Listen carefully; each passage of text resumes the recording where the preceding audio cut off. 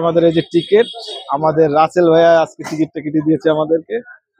এ হচ্ছে আমার ছোট ভাই কাম ফ্রেন্ড রাসেল, ও কুমিল্লার লোকাল। এই শালবন বিহারে এসে ওকে পেয়ে গেছি। এই যে ওর ইন্ট্রোডারে করে এখন ঘুরবো সাদা অন্যান্য স্পট গুলো। চলেন আমরা এখন প্রবেশ করি শালবন বিহারে।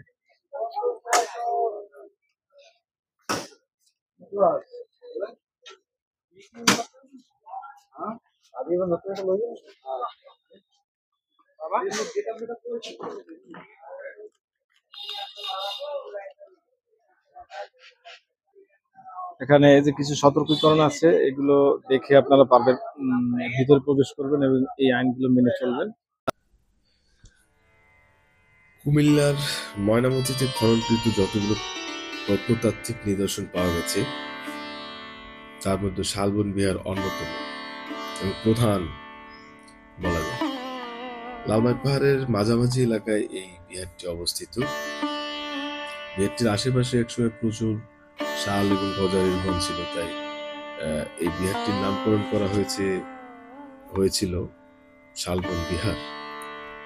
এই বিহারটি পাহাড়পুর বৌদ্ধ বিহারের মতো হলেও আকারে কিন্তু সেটার চেয়ে ছোট। যারা শালবন বৌদ্ধ বিহার ঘুরে দেখেছেন তারা জানেন বা বুঝতে পারবেন। তো ছোট হলেও এটা কিন্তু আমাদের কাছে লাগছে অনেক বড়। ইতিহাস থেকে ধারণা করা হয়, ইতিহাস থেকে জানা যায় যে খ্রিস্টীয় 7ম শতাব্দীর শেষে অষ্টম শতাব্দীর প্রথম ভাগে দেববংশের 4র্থ রাজা শ্রী ভবদেব এই বৌদ্ধ বিহারটি নির্মাণ করেছিলেন এবং এর নির্মাণেরও ইতিহাস জানা যায়।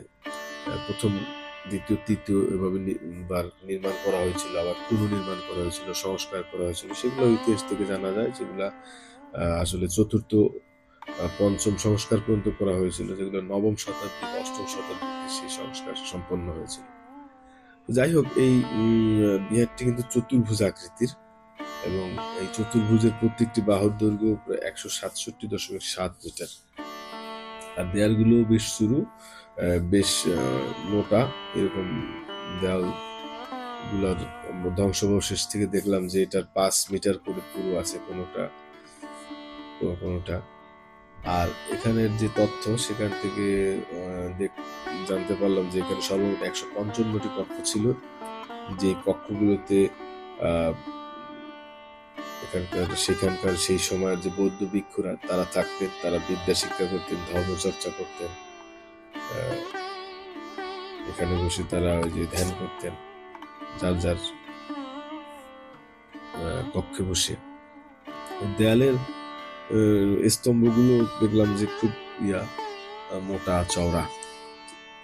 তো বাইরের থেকে যে ইয়াগুলো দেখছেন, এরা প্রোটেকশনের জন্য লাগানো হয়েছে। আর ভিতরে যে মূল দেয়াল, সেগুলোকে এই যে উপর থেকে আমরা সময় যে দেখালাম, উপর থেকে প্রোটেকশন দিয়ে রাখছেন। মূল দেওয়ালটা হচ্ছে ভিতরে, তা নাহলে এটা আরো ক্ষয়প্রাপ্ত হয়ে যেত।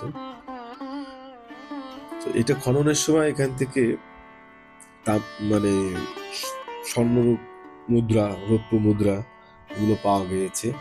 তারপরে পোড়া মাটির ফলক রয়েছে, টেরাকোটা, সিলমোহর, তারপর ব্রোঞ্জের মূর্তিও পাওয়া গেছে। এগুলো বাংলাদেশের প্রাচীন যে প্রত্নতাত্ত্বিক ঐতিহ্যের স্বাক্ষর বহন করছে। তো আপনারা সময় নিয়ে, সুযোগ নিয়ে, যারা ইতিহাস পিপাসু, ইতিহাস প্রেমী, তারা তো এখানে আসতেই পারেন। এসে এগুলো দেখলে, একটা সময় কাটালে মনে হবে যে আপনি ইতিহাসের সেই দিনগুলোতে ফিরে গিয়েছেন। এখানে আসবেন, ভালো লাগলে। যারা ইতিহাস প্রেমী আছেন, ইতিহাসের অনেক গন্ধ এখানে আসলে পাওয়া যায়। শালবন বিহার দেখে আমরা এখন ফেরত যাচ্ছি, অন্য একটা স্পটে যাব।